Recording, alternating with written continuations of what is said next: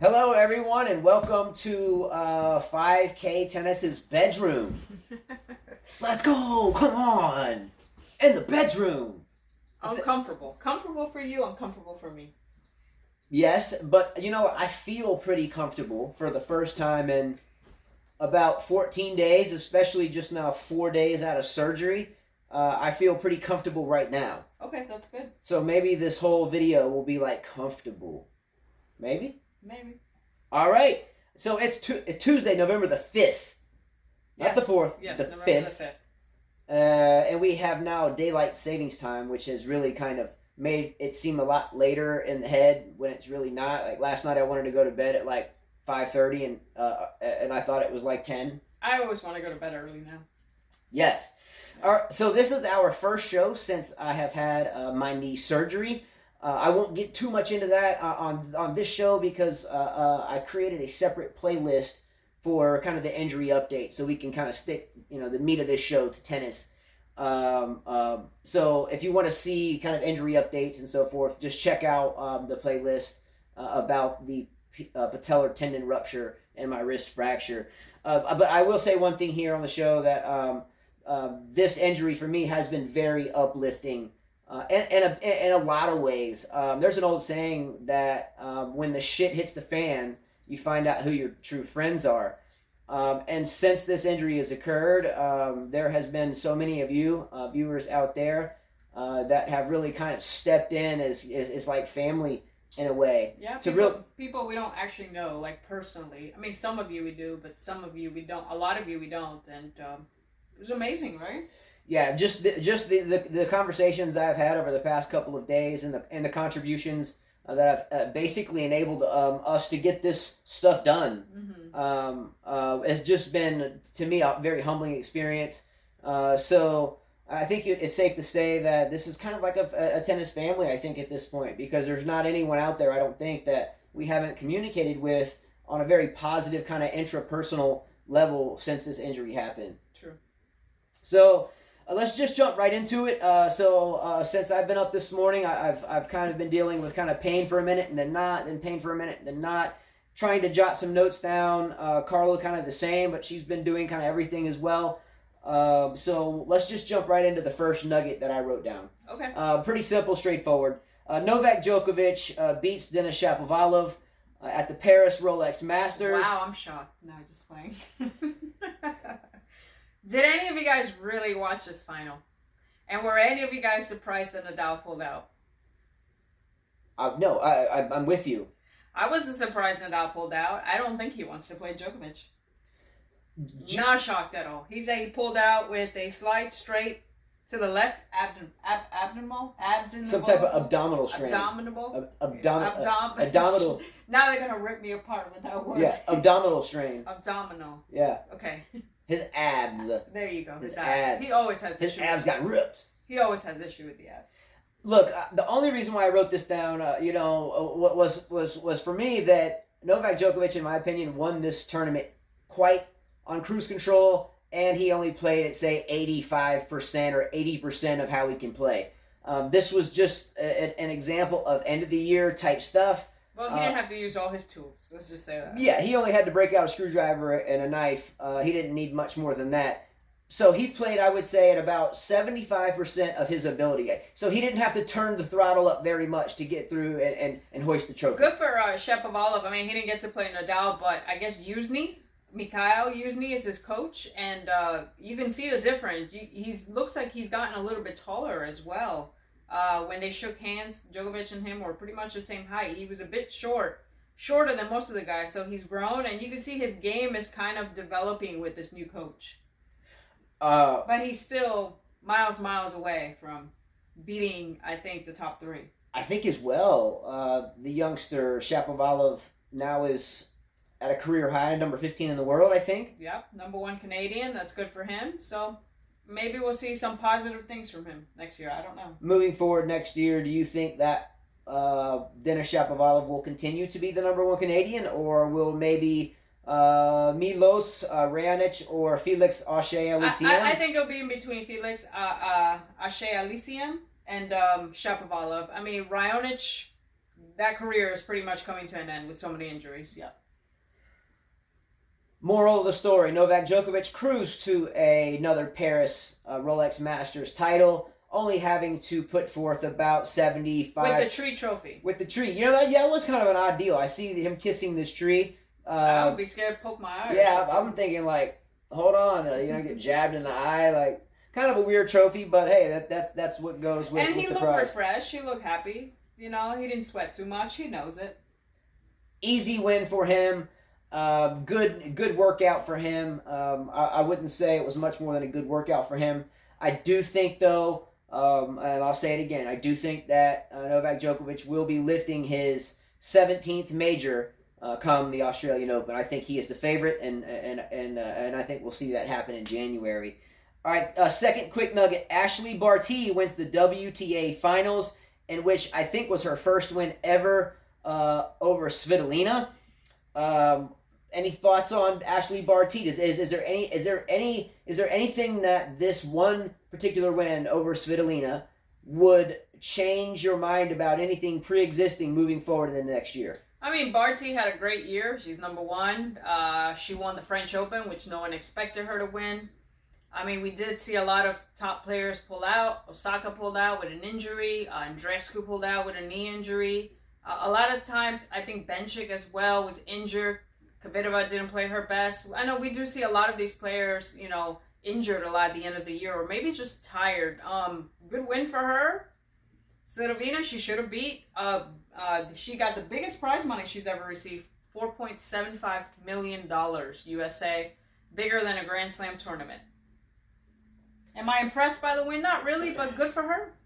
Yeah, hey, look, $4.25 million. 4.75. 4.75 million. I did read an article about this. I think that she indicated she wanted to maybe spoil her niece and nephew with that. So good for her and good for the family. Great for the team. She's worked hard. I like Ashleigh Barty a lot. I love her variety. I think she came from kind of a cricket player background, which is even more impressive. I think that in a very coincidental way that the winner of this year's Paris Masters tournament, Novak Djokovic, and the winner of the women's WTA Finals, I think will be the winners of the 2020 Australian Open. I think Barty should be a favorite on her home turf to win the Australian Open, and I think that Novak Djokovic. I think this is a prequel to the Australian Open Finals. At least the winners. Most Australian players don't do well in their Grand Slams. We have yet to see an Australian player do well in their slam. Okay, wait a minute. Hold Pat Cash, did he win? What about Rod Laver? Oh wait, the format was different then. Yeah, I mean we've seen Stoja do really bad at this slam. We've seen about Patrick Rafter? Patrick Rafter never won the Australian Open. He won the U.S. Open. What about Leighton Hewitt? He never won it. I don't think he did. I'll look it up because I don't want to say never and then somebody's going to say, like, you can't do your research. You better do your research. Get down. Okay, do it. I really think that Novak and Barty will win the U.S. Open this year. Let's see how unless Andreescu and Osaka. I think Djokovic will do well, but I don't. Let's see how. What's the furthest Barty's gone at the Australian Open? Let's find that out. Well, check that out. I think Djokovic, as long as he doesn't get injured, will win the Australian Open. I think Barty will at least make a final, if not win it. However, the only other females I'm going to put in as a possibility is Andreescu if healthy. Serena, I don't even think Serena will make a final anymore. So she's made the quarterfinals last year. She made the quarterfinals last year at the Australian Open. So that's the furthest she's gone. Okay. Let's see. Leighton Hewitt, right? Yeah, I think Barty will be a prime candidate to win the Australian Open. What are your thoughts? Do you think Novak Djokovic will win his 8th Australian Open in 2020 and get slam number 17? Do you think Ashleigh Barty will win the Australian Open on her home turf? He never won the Australian Open. Leighton Hewitt. And he was Australian. I'm just saying, it's like the Americans. They have a tough time winning at the U.S. Open unless it's Venus and Serena. Capriati always tried to win the U.S. Open. She could never win it. It's a tough... I don't know. For some reason, it's like the French. The last Frenchman we had win at the French Open was Yannick Noah in the men's side. I think so. That's a good knowledge drop. Women's side, who was the last French player? I think Mary Pierce, but she was Canadian. So I don't know. That's a great knowledge drop there too. I don't think that it will be Barty winning the Australian Open. Djokovic has a 95% chance better than Barty, in my opinion. All right. Your thoughts on that? I thought this would help me kind of prop this up, but it doesn't make any difference. Sorry. Your thoughts on that? Ashleigh Barty, does she win the Australian Open next year? It's a toss-up. I think Wildlife once said, the women's is inconsistent. We'll have one Grand Slam, different Grand Slam winners for everyone. And does Novak Djokovic win the Australian Open next year? I hope not. Do not forget that every major, Carla and I do a tennis racket giveaway, and also we do our fantasy teams every year, and Ivor Savage, the owner of YTEX Strings, gets involved with us to put together prize packages for the fantasy teams, namely strings or attire. So please do your homework as we run up to the Australian Open, because we will be doing a racket giveaway with the YTEX VCore 97, and as well we will be doing YTEX strings and or apparel as that tournament unfolds or gets closer. We'll see what we can get from Ivor and YTEX to give out to you guys this year. All right, so nugget number 2. All right, nugget number 2. The next gen finals. Yes, the next gen / IE cheesiness finals. And again, that's just my name. Jordan Nelson asked me about this. Who did we think was going to win? Honestly, there are no good names up there. They should eliminate them. They should take it out of the calendar. We have done a couple of shows on how we both agree that the next gen or next even the shorter version of generation gen just sounds cheesy. Next gen. Doesn't that kind of sound cheesy? Do they have that in the women's? No.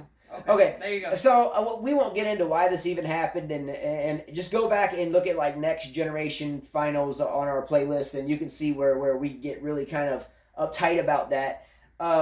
But it's kind of odd to me to have something where the qualifications are those that are 21 years of age or under, when you have someone that's 21 in Tsitsipas and the regular ATP finals. So this is for me, the next gen thing is just a marketing stunt, a PR stunt. I don't know how it even still exists. Do they play a regular show or do they play 4 games? They play the first of 4 games. That's what's wrong with tennis. Yeah. So personally, I think it'll be like one of those things like the XFL. If you remember when Vince McMahon first came out with Yannick Sinner versus Tiafoe. I haven't seen much of Sinner, but I've heard of him. He's a redhead kid. Hugo Humbert against Mikael Mir. Yeah, okay. We're in the bedroom, so our bed's there and our TV is there. So we have the next gen finals, the next generation. Make it sound a little bit more manly. Tiafoe should be ashamed to even be playing this. So we have just saying, he should be ashamed to be even. They should do this for the young generation, like maybe people that are playing challenges. They're trying to get in that in the main draw. Maybe for those guys, like the 8 that have the biggest potential to get into the top draw. Yeah, it's just one of those marketing schemes. But here, let's start with the lineup of the next generation finals. Respectively to all the players: Alex de Minaur, Francis Tiafoe, Hugo Humbert. Both of those three should not be there. Casper Ruud, Mormir Kekmanovic, Michael Ymir from Sweden, Alejandro Davidovich Fokina from Spain, and Yannick Sinner. I saw him play before. He's a talented kid. I could Italy. see him in that. He's a talented kid. And you've got Alejandro Davidovich. He should be in it. Mikael Mayer, he should be in it. Kekmanovic, he's been playing a lot of tournaments. I don't think he should be in that. Yeah, and Kekmanovic is a great player in of itself. By the way, the Alejandro Davidovich Fokina was a sub for Denis Shapovalov that pulled out after he finished the tournament in Paris where he played Djokovic in the final. Yeah. By the way, 4 games, anything can happen in 4 games. We've had a tournament where we did 4 games. Anything can happen. There's players who don't warm up really well, and 4 games can go that quickly. I mean, you don't get that, full set, that chance to come back. You just don't.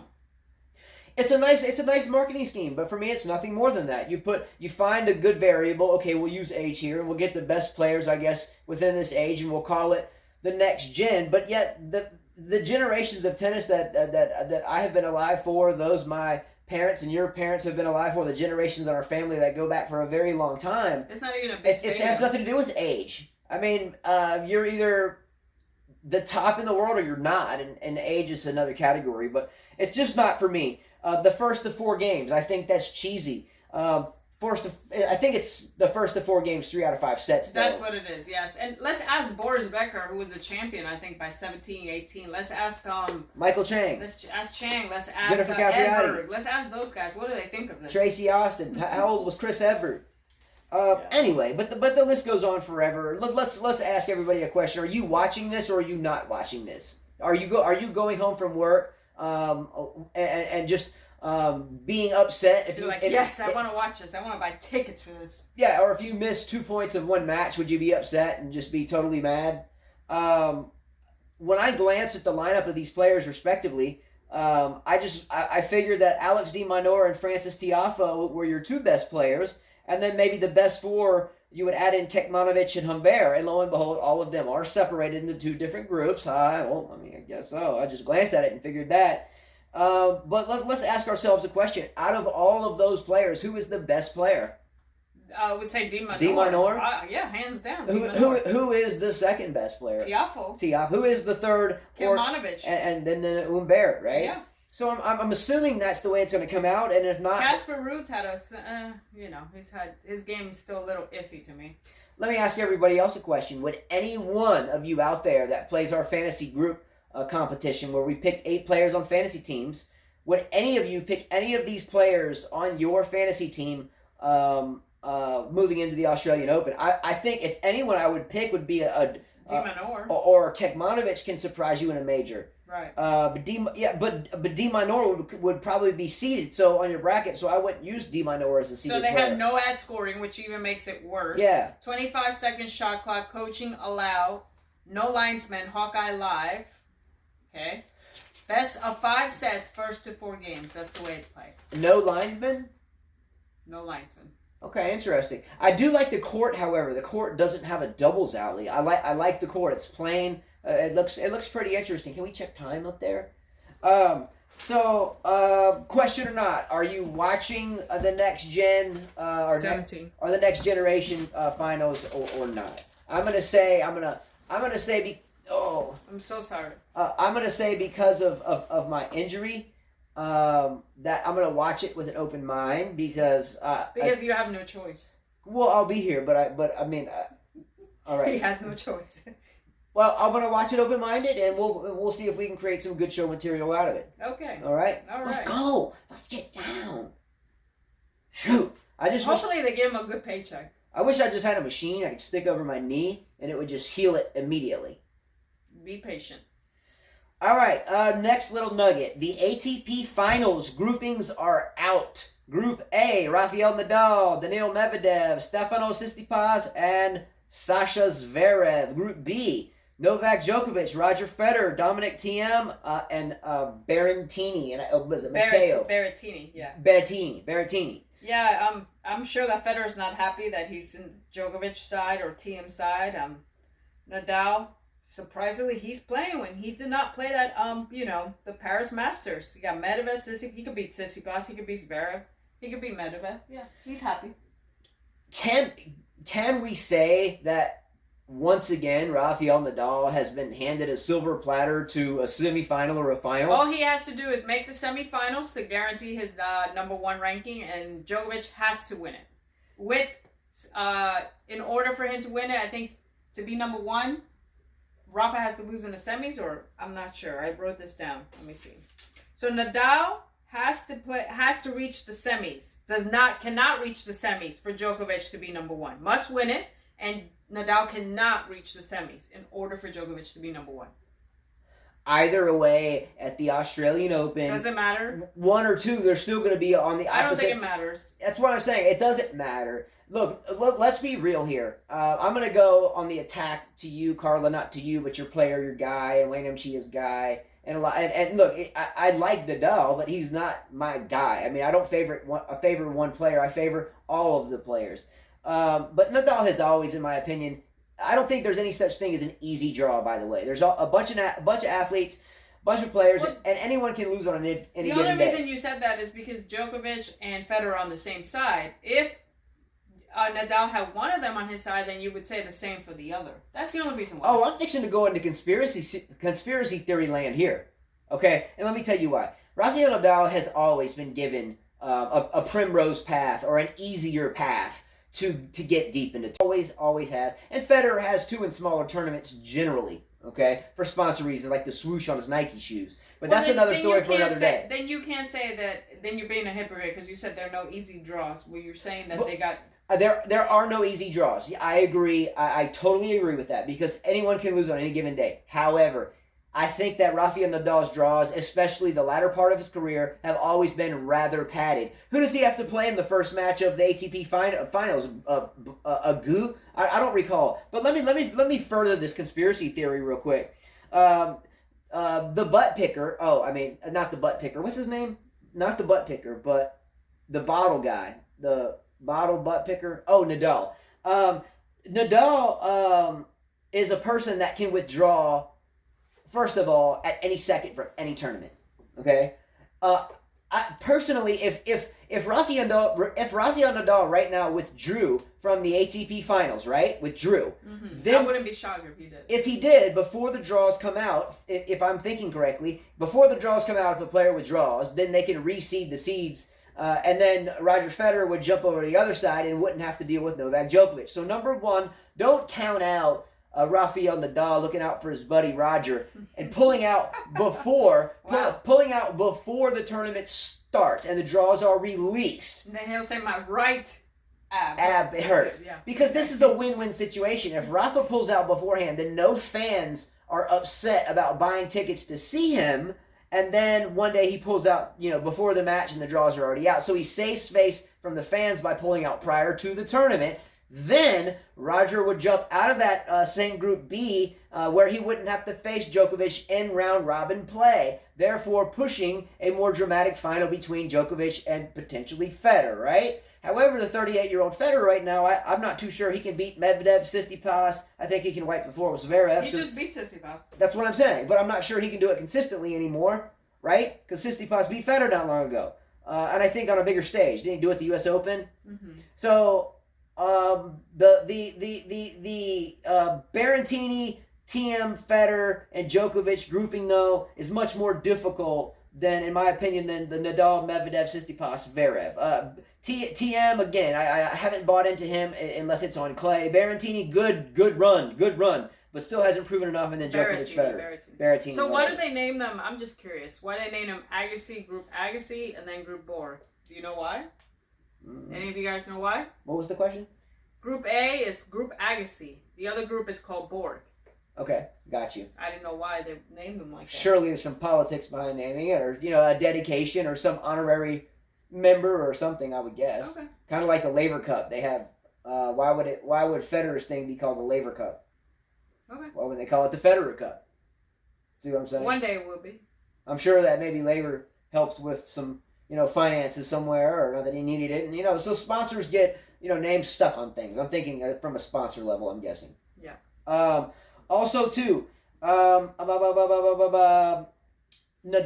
and Novak Djokovic at the ATP Finals, based upon the group how they're set up, would be the assumed final, right?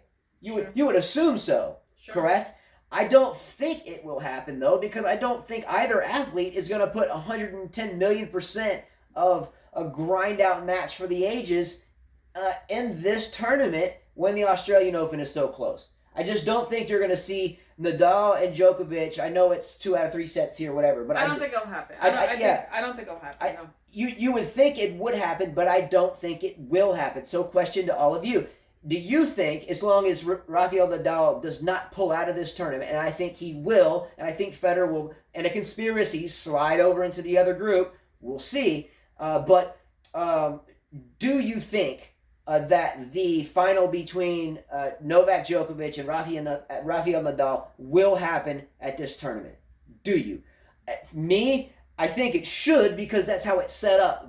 But I don't think either player will grind their body to the bone and be hunched over the ceremony at the end like they were at the Australian Open in what was that, 2012?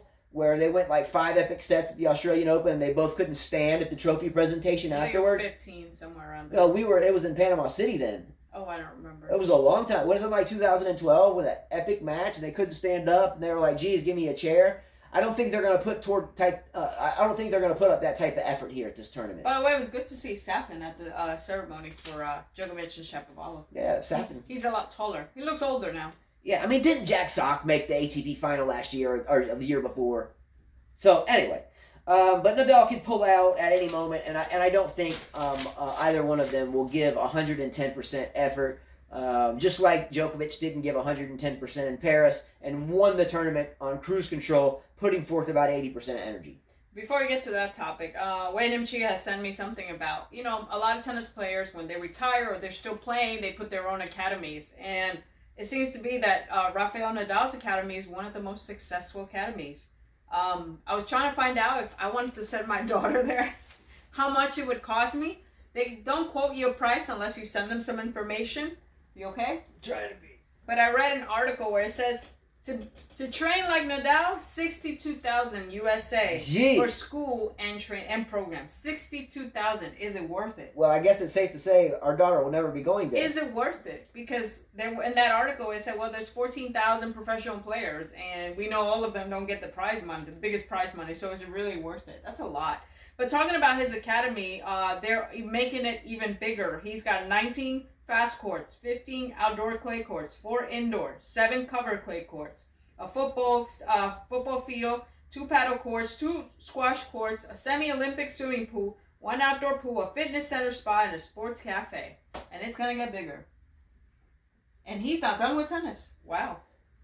For Rafael Nadal to have a camp of that magnitude is a beautiful thing, first and foremost. Anything, in my opinion, that can enable anyone's children, whether it's out of anyone's realm to afford something like that or not, I think it's a beautiful thing for anyone to build something to share the game of tennis, number one, first and foremost. I'm not shocked at all at $62,000 a year, and rightfully so. More than likely, it should be. Rafael Nadal, even though I'm not his biggest fan of his game, but as a gentleman, as a steward of the game, as a person of dignity and sportsmanship most of the time, and the only time I don't think Rafael Nadal has the greatest sportsmanship is when he pulls out of matches. And I get people get injured and pull out of matches, but a lot of them are just so transparent in terms of not being. I wish he would just not worry so much about an excuse and just say, I don't need to play this match, or just don't sign up for it. But that's another story for another day. But Rafael Nadal is the consummate pro, and is the consummate person that I can say that remains physically fit at his level for a very long time. He is a prime example of hard work paying off. He is a prime example of longevity playing a game like his, which is generally so very taxing on the body. How many grinders that we know in our 40 years, Carla, being around the game that play that type of game and are done, and they can't even hardly move anymore. Well, you got David Ferrer. Yeah, hardly move. And he's one of many. Mm-hmm. One of many. But for it to be 62,000, if you could afford that, it's dropping a bucket. But if I could choose one place or one person to have my boys emulate in terms of work ethic on the court, then of course it would be him. So if that would be a place that was offered for me to go and someone gave me $62,000, I would put him right there. Yeah. So anyway, I think that's great. Mm-hmm. And great research. Yeah. Well, thanks, Wayne Chia. That's it. Yeah, okay. That's it. So real quick, check time. I did. We were like at 20 something. All right. So like 3 times. All right. So real quickly, it's hard. So my mind's kind of clouded because actually my knee is aching right now. So I'm trying to kind of read. Well, let's get through this. Yeah. So next little quick nugget here is one of my favorite women's players of all time, and that is Kim Clijsters. As we know, we've discussed this on another show, is trying or attempting a comeback to the women's tour. And her goal was to play the Australian Open here 2020. And she just had a minor setback that involved a knee injury. I know the feeling. I don't know if that's a minor setback. That could be a big setback for her age. and not having played in the tour for a while. So, unfortunately, she will not be playing at the Australian Open, but she hopes to, of course, play in 2020. So, Carla, I'm going to ask you, because you're a female and have played at a very high level. Let me ask you your thoughts. Do you honestly think that whether she comes back from this knee tweak or not, do you honestly think she has a shot of being, say, top 15, top 20 in the world? Coming back. With the knee injury, before I said yes, with the knee injury, to me that's telling me that her body's not used to training that way. Maybe she's trying to lose some weight as well, because when you're a professional athlete and you retire from that, your lifestyle changes completely. I'm not saying that she got big, but you're not training the way you used to. I think it's going to be tough now with the knee injury. And when you're a mom, it's different. You're tired, you got kids. Even if you have the money and nanny, still, everything changes. Okay, so if Kim Clijsters, I think, has 3 children, right? Right. They're young children. And you have 5, or we have 5 children. You're not terribly far off in age. Do you think right now, Carla, you could get back into pro level playing? No, I would have no. You're not far off from that now. I would not have desire to do it anyways. No. If you were going to attempt to do so, where would you begin? Oh, the U.S. Open. No, where would you begin in terms of, would you start focusing on your game first or fitness? Fitness is number one, fitness and diet. Fitness and diet go together. If you can be fit, then you can do anything on a court, if you have talent. So I expected the answer. So when we're talking about we have to focus on fitness to make a comeback, and we just tweaked the knee. That's telling you a lot right She didn't rupture her patellar tendon. She's not out for 6 months. It may be some type of meniscus type thing. That's telling you okay. her body's not used to that. But it's hard to keep up with the fitness if you have anything tweaked, which is why I think about Andreescu right now as well, because Andreescu just tweaked the knee, and when we tweak the knees, we can't really stay fit. Well, when we're big girls, like muscular girls, big, thick, which Kim Clijsters is, she's got thick legs and stuff, it's tougher. It's tougher. Once you stop doing that regimen of working out, eating right, it's tough to get back in there. All right, so I'm going to ask you another question, Carla. Is this a legitimate comeback attempt, or is this more of one of those kind of, wishful thinking? I want my kids to see it. No, I thought she really wants to come back. I think she does. I think she has it in her head that she wants to do it and she can do it. Okay, let me rephrase that, because I thank you. I know for what that. you're saying. But does she have a legitimate chance? I know she wants to do it. She has a chance. So you don't think it's more of kind of a wishful thinking you have a chance, but ultimately she really does not? No, she has a chance. So you think she can? She can. And do you think she can or will be in the top, say, 15 in the world? I don't think so with the knee. It's telling you a lot right there.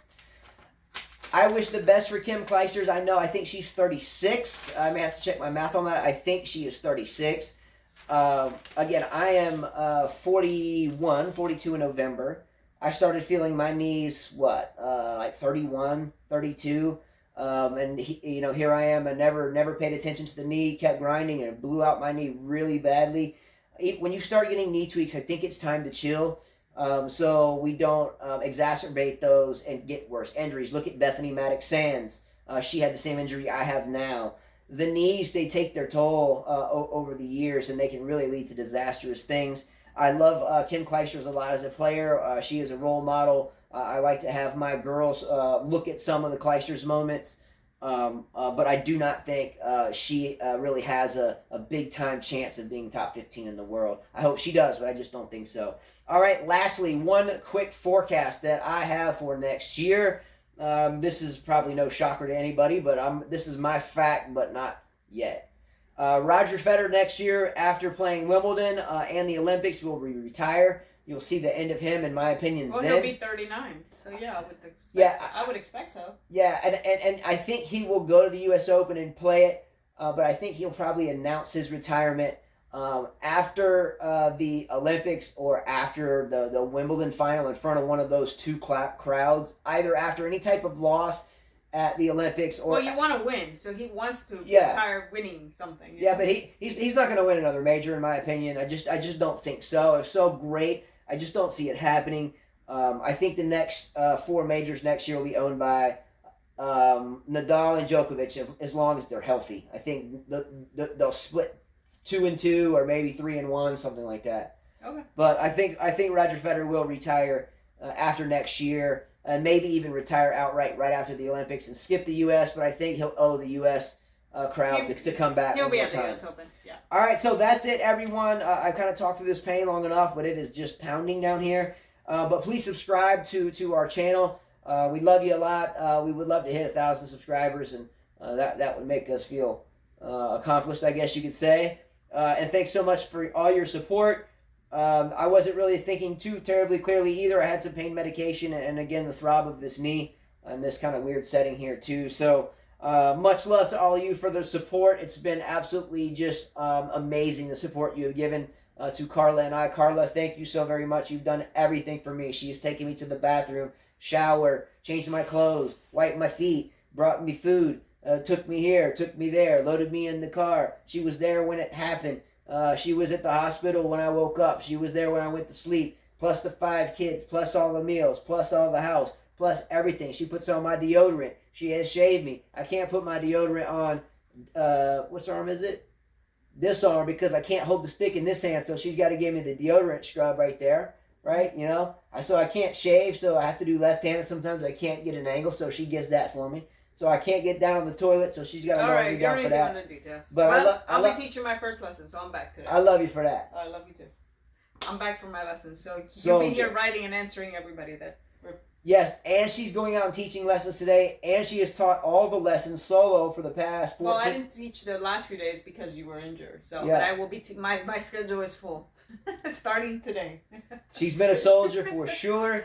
And thanks everyone for your support. And get ready for the Australian Open that's upcoming, and we're going to do a tennis racket giveaway as always for the Australian Open. And yes, we will be doing our fantasy team prize giveaways that will involve YTEX apparel and or strings, or both.